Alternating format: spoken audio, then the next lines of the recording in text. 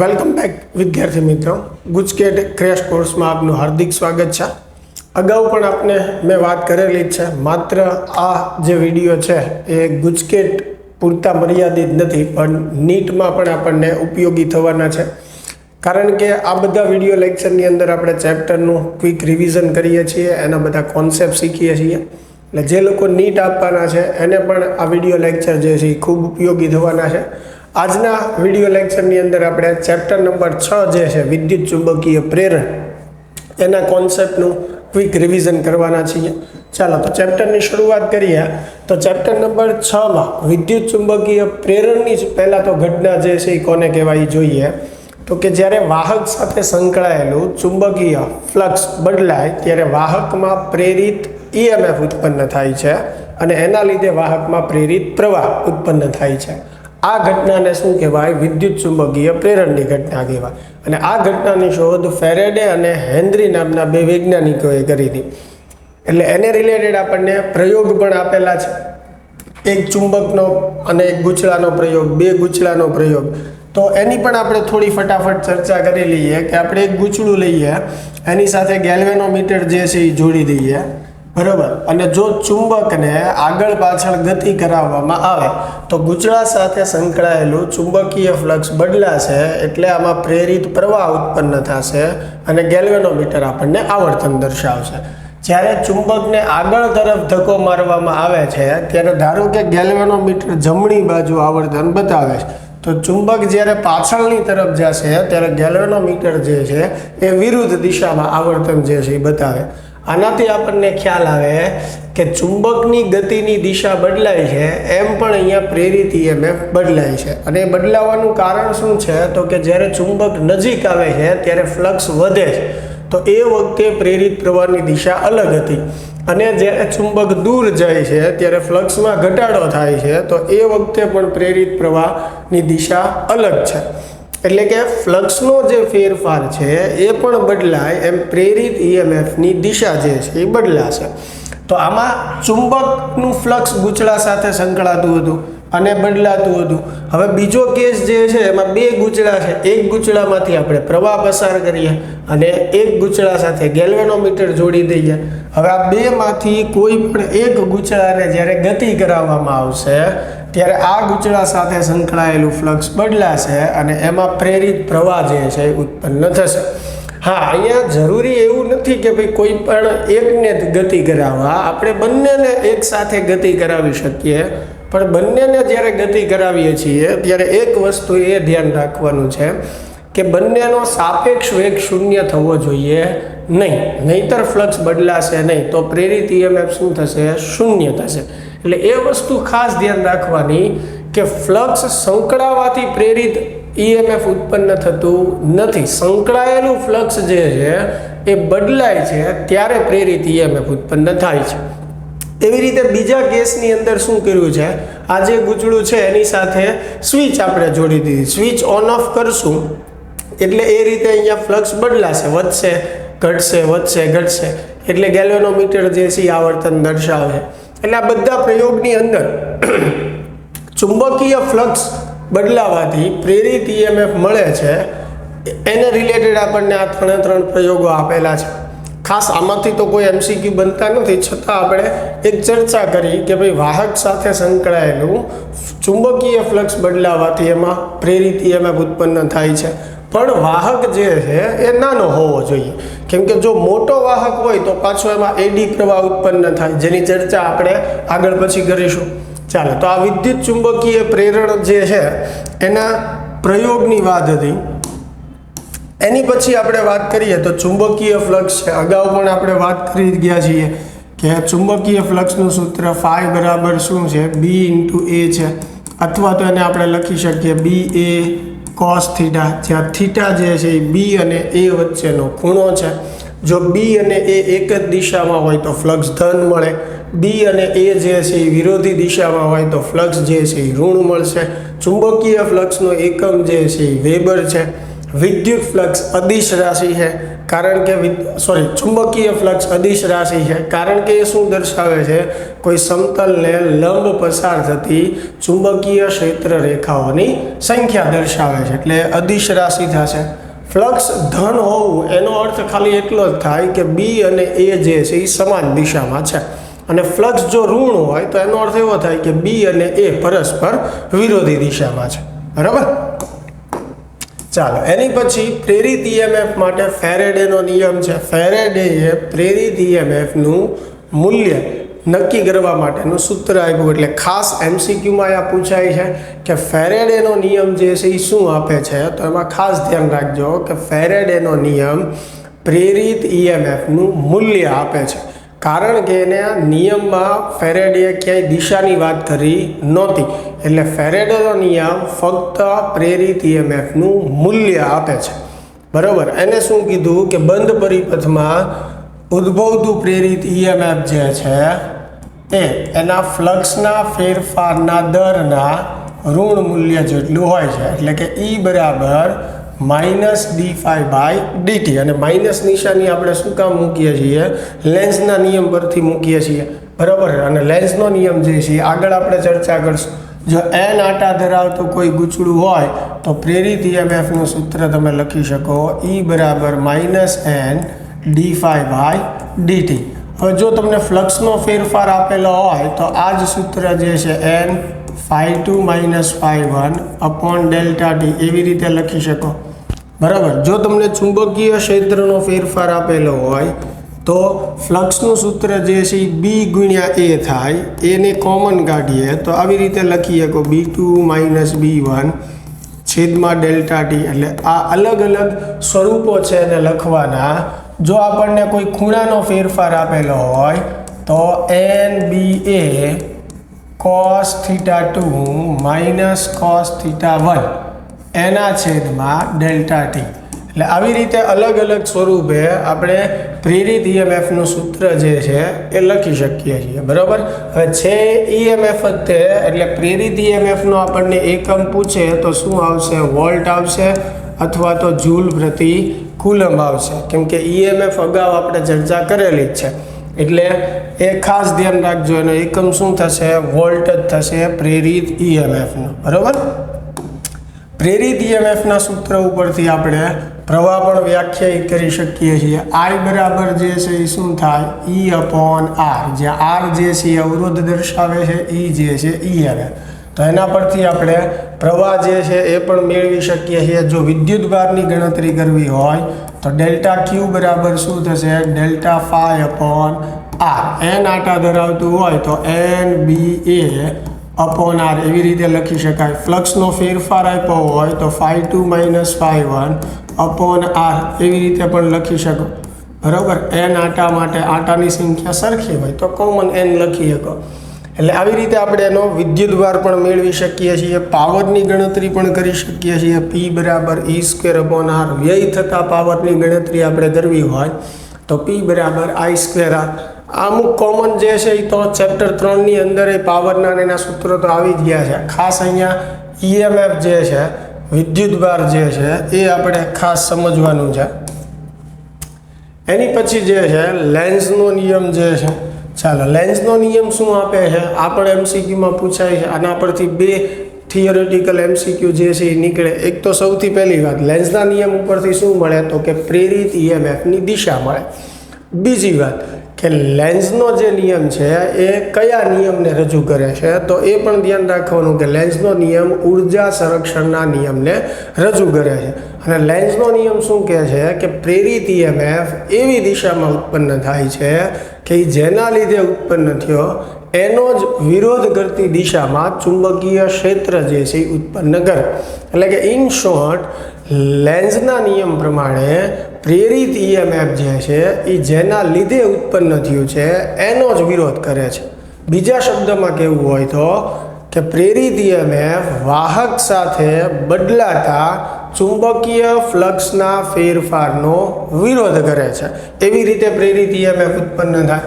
એટલે દાખલા તરીકે આ ચુંબક છે, અહીંયા આપણે જે છે કોઈ ગૂંચળું રાખેલું છે, હવે જ્યારે હું ચુંબકને આમ નજીક ધક્કો મારીશ તો ચુંબકનો આ કયો ધ્રુવ છે? એન ધ્રુવ. તો ચુંબક નજીક જશે તો અહીંયા ફ્લક્સ વધશે.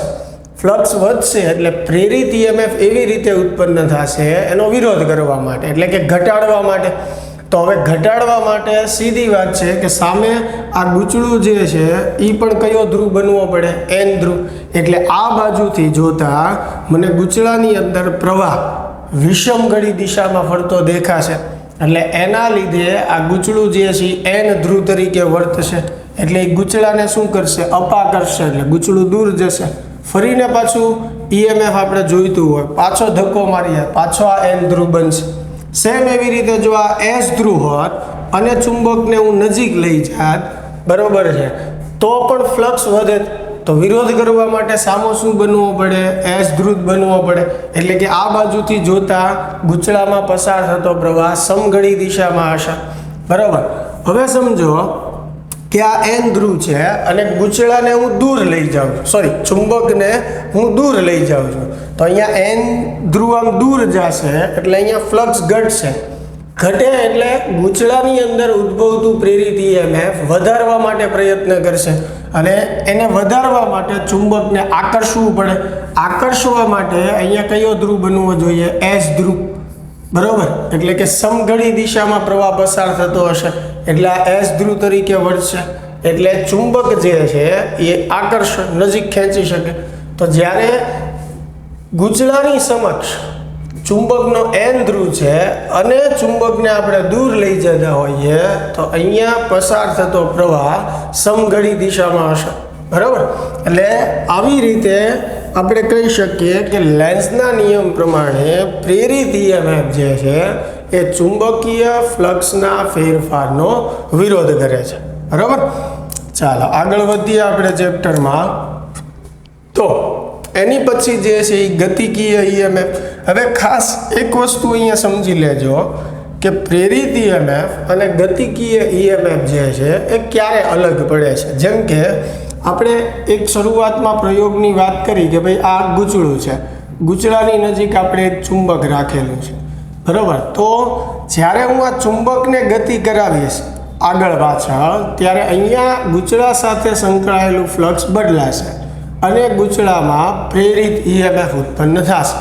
તો એવા કેસની અંદર આ ગતિકીય EMF નથી, એને શું કહેવામાં આવે? પ્રેરિત EMF. તો ગતિકીય EMF શું છે કે ચુંબકીય ક્ષેત્રમાં વાહક જ્યારે ગતિ કરે અને એના લીધે વાહક સાથે સંકળાયેલું ચુંબકીય ફ્લક્સ બદલાય તો આપણે કહી શકીએ એને ગતિકીય EMF. એટલે કે વાહકની ગતિના લીધે વાહક સાથે સંકળાયેલું ચુંબકીય ફ્લક્સ બદલાય અને એમાં EMF ઉત્પન્ન થાય તો એને ગતિકીય EMF કહેવાય. તો અહીંયા તમે ધ્યાનથી સમજો કે અહીંયા વાહક એટલે આ ગૂંચળું છે, આની અંદર EMF ઉત્પન્ન થાય છે, પણ આપણે ગતિ કરાવીએ છીએ કોને? ચુંબકને.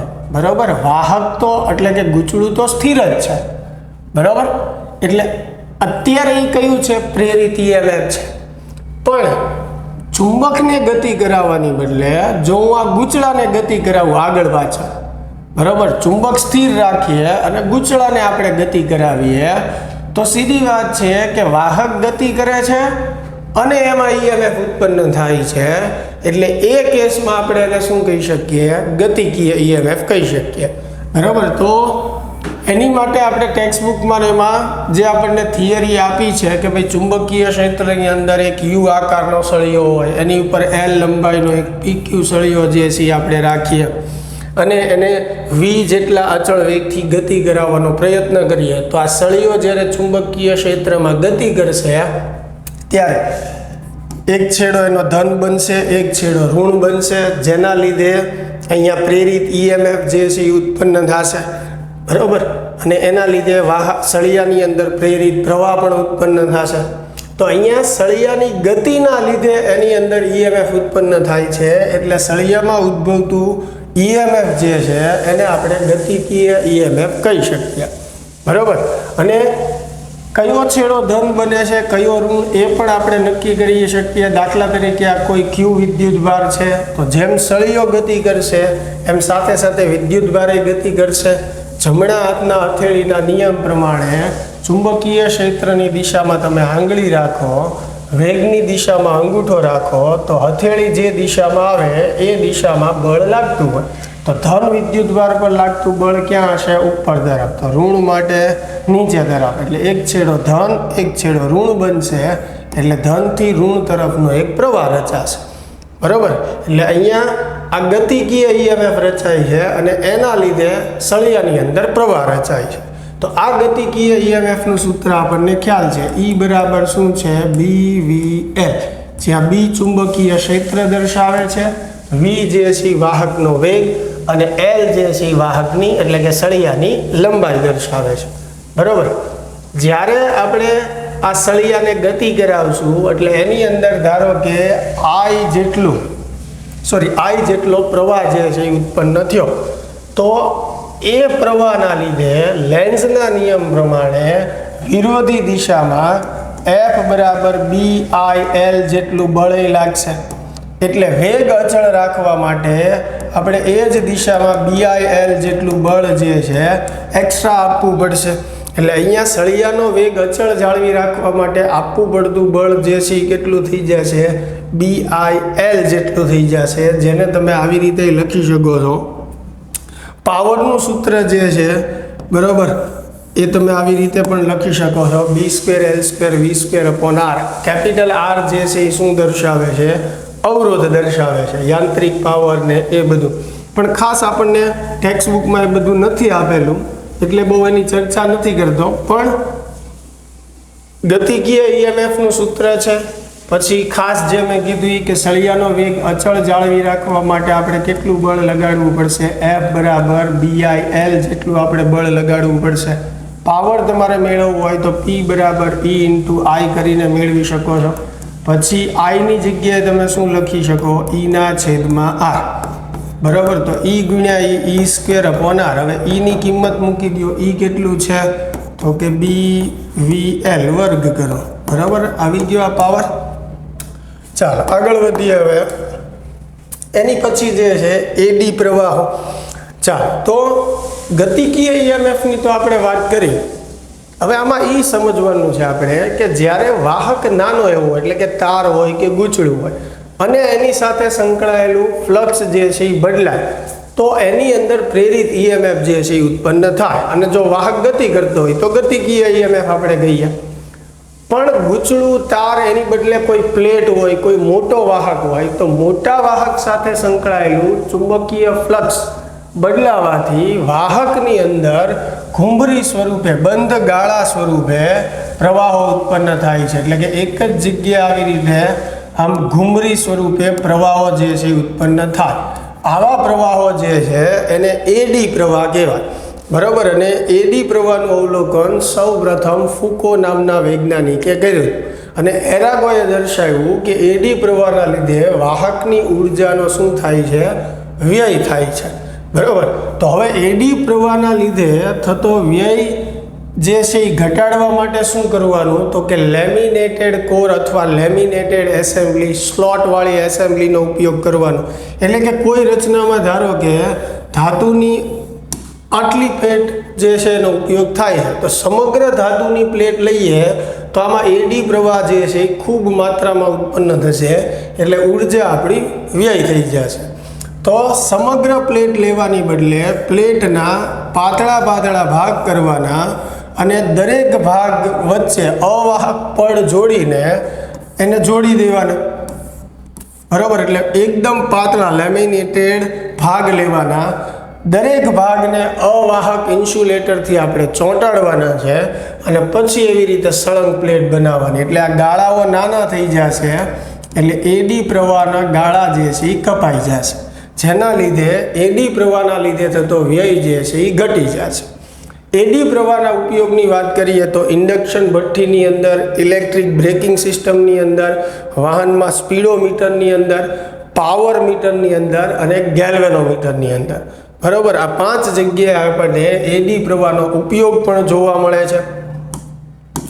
ચાલો એની પછી ચેપ્ટરમાં આગળ વધીએ તો આત્મપ્રેરણ, ખૂબ મહત્વનો ટોપિક. બરાબર. આત્મપ્રેરણ આપણે કોને કહીએ? તો કે જ્યારે કોઈ ગૂંચળામાંથી, ધારો કે આ કોઈ ગૂંચળું છે, આની સાથે આપણે બેટરી જોડી અને એમાંથી I જેટલો પ્રવાહ પસાર થાય છે, તો આ ગૂંચળાની આજુબાજુ ચુંબકીય ક્ષેત્ર ઉત્પન્ન થશે અને આ ચુંબકીય ક્ષેત્ર એની પોતાની સાથે જ સંકળાશે. હવે જો હું અહીંયા પ્રવાહમાં ફેરફાર કરું તો અહીંયા સંકળાયેલું ફ્લક્સ જે છે એ બદલાય અને ફ્લક્સ બદલાય એટલે આ ગૂંચળાની અંદર પ્રેરિત EMF ઉત્પન્ન થશે અને એના લીધે ગૂંચળાની અંદર પ્રેરિત પ્રવાહ ઉત્પન્ન થશે. તો આ ગૂંચળાની અંદર જે પ્રવાહ કે પ્રેરિત EMF ઉત્પન્ન થયો એ પોતાના જ ફ્લક્સના લીધે છે. એટલે આ આખી ઘટનાને શું કહેવાય? આત્મપ્રેરણની ઘટના કહેવાય. હવે ગૂંચળામાં જે પ્રવાહ ઉત્પન્ન થશે, બરાબર, એ કઈ રીતે હશે? તો કે આપણે બહારથી જે પ્રવાહ પસાર કરીએ છીએ, જો એ પ્રવાહમાં વધારો થતો હશે તો ગૂંચળામાં ઉત્પન્ન થતો પ્રવાહ એની વિરોધી દિશામાં હશે, કારણ કે પ્રેરિત EMF ફેરફારનો શું કરે? વિરોધ કરે. અને જો આ પ્રવાહમાં ઘટાડો થતો હશે, બહારથી આપણે જે આપીએ છીએ, તો પ્રેરિત પ્રવાહ જે છે એ બાહ્ય જે પ્રવાહ હશે એની દિશામાં હશે. આવી રીતે એની અંદર ઇન્ડ્યુસ કરંટ જે છે એ ઉત્પન્ન થશે, બરાબર. એના આધારે આપણે એક રાશિ વ્યાખ્યાયિત કરીએ, સેલ્ફ ઇન્ડક્ટન્સ, જેનું સૂત્ર L બરાબર આપણે શું લઈએ છીએ? N∅/I. N∅ એટલે કુલ ફ્લક્સ, I એટલે પ્રવાહ. L જે છે એને શું કહીએ છીએ? આપણે આત્મપ્રેરકત્વ કહીએ છીએ. આત્મપ્રેરકત્વનો એકમ જે છે એ શું થાય? હેનરી થાય અથવા વેબર પ્રતિ એમ્પિયર થાય, બરાબર. તો એકમો એ ખાસ આપણે ધ્યાન રાખવાના છે. L કઈ કઈ બાબત ઉપર આધાર રાખે? તો કે ગૂંચળાના આંટાઓની સંખ્યા ઉપર, ગૂંચળાના માધ્યમ ઉપર, ગૂંચળાના પરિમાણ ઉપર આધાર રાખશે, બરાબર. એની સાથે સંકળાયેલા ફ્લક્સ ઉપર આધાર રાખશે. એટલે Lની કિંમત જે છે આ બધી વસ્તુ ઉપર જે હું બોલ્યો એની ઉપર આધાર રાખશે. પણ એ ખાસ ધ્યાન રાખવાનું કે Lની કિંમત જે છે એ ગૂંચળામાંથી પસાર થતા પ્રવાહ પર આધારિત નથી. હવે MCQ પૂછે છે કે જ્યારે ગૂંચળામાંથી પસાર થતો પ્રવાહ I હોય ત્યારે એનું આત્મપ્રેરકત્વ 4 હેનરી છે. જો હવે પ્રવાહ બમણો કરવામાં આવે, 3 ગણો કરવામાં આવે, તો આત્મપ્રેરકત્વ કેટલું થશે? તો ખાસ ધ્યાન રાખો કે પ્રવાહમાં ફેરફાર કરવાથી આત્મપ્રેરકત્વમાં કોઈ ફેરફાર થતો નથી, કારણ કે એના પર આધાર જ નથી રાખતું. શેની ઉપર આધાર રાખે છે? તો આપણે અગાઉ જ વાત કરી, ગૂંચળાના પરિમાણ ઉપર આધાર રાખે, ગૂંચળાના આંટાની સંખ્યા, ગૂંચળા સાથે સંકળાયેલા ફ્લક્સ અને ગૂંચળાના માધ્યમ ઉપર આધાર રાખે, બરાબર. એના આધારે આપણે આગળ આનું વિકલન કરીને EMF નું સૂત્ર પણ મેળવીએ. E બરાબર -L di/dt. એટલે આત્મપ્રેરિત EMF નું સૂત્ર છે E બરાબર -L di/dt, બરાબર. તો આત્મપ્રેરણ જે છે એમાં આ યાદ રાખવાનું, પ્લસ એમાં સોલેનોઇડ માટે પણ આપણને આત્મપ્રેરકત્વની વાત કરેલી છે કે ભાઈ સોલેનોઇડનું આત્મપ્રેરકત્વ કેટલું થાય? તો સોલેનોઇડ ની અંદરનું જ્યારે માધ્યમ હવાનું હોય ત્યારે સોલેનોઇડ માટે આત્મપ્રેરકત્વનું સૂત્ર શું થશે? μ0n²A/L. કેપિટલ N એટલે કુલ આંટાની સંખ્યા છે, A ના આડછેદનું ક્ષેત્રફળ છે, L એટલે લંબાઈ છે, બરાબર. આવી રીતે પણ તમે લખી શકો છો μ0n²A/L, જ્યાં સ્મોલ n જે છે એકમ લંબાઈ દીઠ આંટાની સંખ્યા છે. હવે જો સોલેનોઇડની અંદર કોઈ દ્રવ્ય ભરેલું હોય તો અહીંયા μ0 ની બદલે શું આવશે? મ્યુ આવશે. એ દ્રવ્યની પરમિએબિલિટી આવશે, એટલે કે આના સ્થાને જે છે એ શું આવશે? મ્યુ આવશે. તો સૂત્ર આમ બને μn²A/L. હવે મ્યુની જગ્યાએ આપણે શું લખી શકીએ? μ0 ગુણ્યા μr, જ્યાં μr ને આપણે શું કહીએ છીએ? સાપેક્ષ પરમિએબિલિટી કહીએ છીએ. એમાં સંગ્રહિત ઉર્જાની વાત કરીએ તો સોલેનોઇડમાં સંગ્રહિત ઉર્જાનું સૂત્ર શું થાય? 1/Li². આ એની અંદર સંગ્રહિત ચુંબકીય ઉર્જાનું સૂત્ર છે. જો ઉર્જા ઘનતાનું સૂત્ર પૂછ્યું હોય તો ઉર્જા ઘનતાનું સૂત્ર B²/2μ0 થશે, બરાબર. આ ચુંબકીય ઉર્જા દર્શાવે છે, આ જે છે એ ચુંબકીય ઉર્જા ઘનતા દર્શાવે છે, બરાબર. તો આત્મપ્રેરણની અંદર અને આત્મપ્રેરકત્વને લગતા ખાસ એના એકમ ને પારિમાણિક સૂત્ર ને આ બધા કોન્સેપ્ટ જે છે એ ખાસ મગજમાં રાખવાના છે. ચાલો આગળ વધીએ. એની પછી જે છે અન્યોન્ય પ્રેરકત્વની વાત છે, બરાબર. અન્યોન્ય પ્રેરણ અને અન્યોન્ય પ્રેરકત્વ, તો એની અંદર બે ગૂંચળાઓ હોય અને સિમ્પલ આપણે સમજીએ. ધારો કે અહીંયા પાસે આપણે બે ગૂંચળાઓ રાખેલા છે. એક ગૂંચળામાંથી આપણે પ્રવાહ પસાર કરીએ છીએ, એની બાજુમાં બીજું ગૂંચળું રાખેલું છે, એની સાથે ગેલ્વેનોમીટર જોડી દઈએ. તો જ્યારે પ્રથમ ગૂંચળામાંથી આપણે પ્રવાહ પસાર કરશું એટલે એનું ચુંબકીય ક્ષેત્ર બીજા ગૂંચળા સાથે સંકળાશે. હવે જો આ પ્રવાહમાં ફેરફાર કરવામાં આવે તો અહીંયા સંકળાયેલું ફ્લક્સ જે છે એ બદલાશે, એટલે બીજા ગૂંચળાની અંદર પ્રેરિત EMF ઉત્પન્ન થશે. તો આ ઘટનાને શું કહેવાય? અન્યોન્ય પ્રેરણની ઘટના કહેવાય, બરાબર છે. હવે અન્યોન્ય પ્રેરણની ઘટનામાં શું થશે કે અહીંયા જે ફ્લક્સ જે આપણને મળે છે એ કોની ઉપર આધાર રાખશે? પહેલા ગૂંચળામાંથી પસાર થતા પ્રવાહ પર આધાર રાખશે. એટલે એના આધારે અન્યોન્ય પ્રેરકત્વનું સૂત્ર, દાખલા તરીકે બીજા ગૂંચળાનું પ્રેરકત્વ મારે મેળવવું હોય પહેલાના લીધે, તો એને લખાય M21.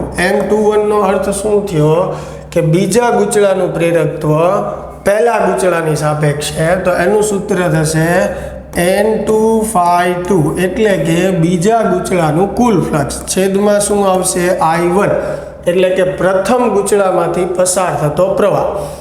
અન્યોન્ય પ્રેરકત્વ જે છે એનો એકમ પણ શું થશે? હેનરી થશે, બરોબર છે. એના આધારે EMF નું સૂત્ર પણ આપણે લખી શકીએ. બીજા ગૂંચળામાં ઉદ્ભવતું EMF મેળવવું હોય તો -M21 dI1/dt. અન્યોન્ય પ્રેરકત્વ જે છે M, જેને મ્યુચ્યુઅલ ઇન્ડક્ટન્સ આપણે કહીએ છીએ, એ કઈ બાબત ઉપર આધારિત છે? તો કે ગૂંચળાના આંટાઓની સંખ્યા, ગૂંચળાના પરિમાણ, ગૂંચળાના માધ્યમ, સાથે આમાં એક નવી વાત એ આવશે, બંને ગૂંચળા વચ્ચેના સાપેક્ષ નમન પર. એટલે કે બંને ગૂંચળાને તમે એકબીજાની સાપેક્ષે કેવી રીતે ગોઠવા છે એના પર પણ એ આધાર રાખશે. અને સેમ અહીંયા કે અન્યોન્ય પ્રેરકત્વ વિદ્યુત પ્રવાહ પર આધારિત નથી, બરોબર. હવે બે સોલેનોઇડના તંત્ર માટે આપણે વાત કરીએ અન્યોન્ય પ્રેરકત્વનું સૂત્ર, બરોબર છે. તો M બરાબર શું થશે? μ0n1n2a1/L. હવે આ સમજો કે જ્યારે આપણે બે વાહકની વાત હોય, એક નાનો વાહક હોય અને એક મોટો વાહક હોય, તો જ્યારે મોટા વાહકમાં પ્રવાહ પસાર થાય તો એનું બધું ફ્લક્સ નાના વાહક સાથે સંકળાશે, પણ નાના વાહકના લીધે મોટા વાહક સાથે સંકળાયેલું ફ્લક્સ કેટલું હશે એનો અંદાજ લગાડવો મુશ્કેલ છે. એટલા માટે હંમેશા મોટા વાહકના લીધે નાના વાહક સાથે સંકળાયેલું ફ્લક્સ અને પ્રેરકત્વની ગણતરી જે છે એ કરવામાં આવે. એટલે અહીંયા ખાસ આપણે એ ધ્યાન રાખવાનું કે આપણે 1 અને 2 જે છે એ કોને કહીએ છીએ. એટલે હંમેશા શું કરશું? મોટા વાહકના લીધે નાના વાહકમાં આપણે શું કરશું? ફ્લક્સ અને પ્રેરકત્વની ગણતરી જે છે એ કરશું. તો એની માટેનું જનરલ સૂત્ર છે μ0n1n2a/L, બરાબર. આવી રીતે પણ તમે લખી શકો છો, સ્મોલ n સ્વરૂપે પણ લખી શકાય છે. અહીંયા આપણે એ ખાસ ધ્યાન રાખવાનું છે કે જો બંને વાહકની અંદર કોઈ અલગ માધ્યમ હોય હવા સિવાયનું, તો અહીંયા પરમિએબિલિટી μ0 ની બદલે શું આવશે? μ આવશે. અને μની જગ્યાએ તમે શું લખી શકો? μ0 × μi. તો આ એક ખાસ જે છે આપણે મગજમાં રાખવાનું છે. ચાલો એની પછી આગળ વધીએ આપણે તો એસી જનરેટર. સૌથી પહેલી વાત એસી જનરેટરનો સિદ્ધાંત. તો એસી જનરેટરનો સિદ્ધાંત જે છે એ શું છે? યાંત્રિક ઉર્જાનું વિદ્યુત ઉર્જામાં રૂપાંતરણ. આ એસી જનરેટરનો સિદ્ધાંત છે. રચના સિમ્પલ છે એની કે ભાઈ બે ચુંબકીય ધ્રુવોની વચ્ચે ગૂંચળું રાખેલું હોય છે, ગૂંચળાના છેડે સ્લીપ રિંગો જોડેલી હોય છે. ગૂંચળાને જ્યારે ચુંબકીય ધ્રુવોની વચ્ચે ફેરવવામાં આવે ત્યારે એની અંદર જે છે એ પ્રેરિત પ્રવાહ ઉત્પન્ન થાય છે, જે સ્લીપ રિંગ સુધી આવે. સ્લીપ રિંગના છેડા સાથે ધાતુના બ્રશ જોડેલા હોય છે, જે પ્રવાહને શું કરશે? કલેક્ટ કરવાનું કામ કરશે, બરાબર. તો ગૂંચળા સાથે સંકળાયેલું ફ્લક્સ આપણે મેળવવું હોય તો એની માટે સૂત્ર છે phi બરાબર NBA cos θ, એટલે કે cos ωt. જ્યાં NBA જે છે એને આપણે શું કહીએ છીએ? phi m, એટલે કે મહત્તમ ફ્લક્સ. એટલે આ સૂત્ર જે છે એ તમે આમ પણ લખી શકો, phi બરાબર phi m cos omega T, એટલે આ ફ્લક્સનું સૂત્ર થઈ ગયું. અને ટી બરાબર 0 સમયે ફ્લક્સ જે છે એ મેક્સિમમ હોય છે, બરાબર. એના પરથી આનું વિકલન કરો એટલે ઈએમએફનું સૂત્ર મળે, ઈ બરાબર EM sin ઓમેગા ટી, જ્યાં EM એટલે મહત્તમ ઈએમએફ જે છે એનું સૂત્ર થશે NAB ઓમેગા, બરાબર. એટલે આ મહત્તમ ઈએમએફનું જે છે એ સૂત્ર છે. અને આમાં જોઈ શકો કે ટી બરાબર 0 મૂકીએ તો ઈએમએફ જે છે એ શું થશે? 0 થશે. આ કોસ પર આધારિત છે, આ સાઇન પર આધારિત છે. એટલે જ્યારે ફ્લક્સ મહત્તમ હશે ત્યારે ઈએમએફ જે છે એ શૂન્ય હશે, અને જ્યારે ફ્લક્સ શૂન્ય હશે ત્યારે ઈએમએફ જે છે એ મહત્તમ હશે, બરાબર છે. અહીંયા એસી જનરેટરની અથવા તો એસી પ્રવાહની આપણે વાત કરીએ તો ઇન્ડિયામાં જે એસી પ્રવાહ વપરાય છે એની આવૃત્તિ 50 હર્ટ્ઝ હોય છે. બાકી યુએસએમાં જે છે એ કેટલી હોય છે? 60 હર્ટ્ઝ હોય છે. તો આ ચેપ્ટર 6 જે છે એનો આપણો છેલ્લો ટોપિક હતો એસી જનરેટર. આશા છે કે આ વિડીયો આપને ખાસ મદદરૂપ થશે. મળીએ હવે નેક્સ્ટ લેક્ચરમાં.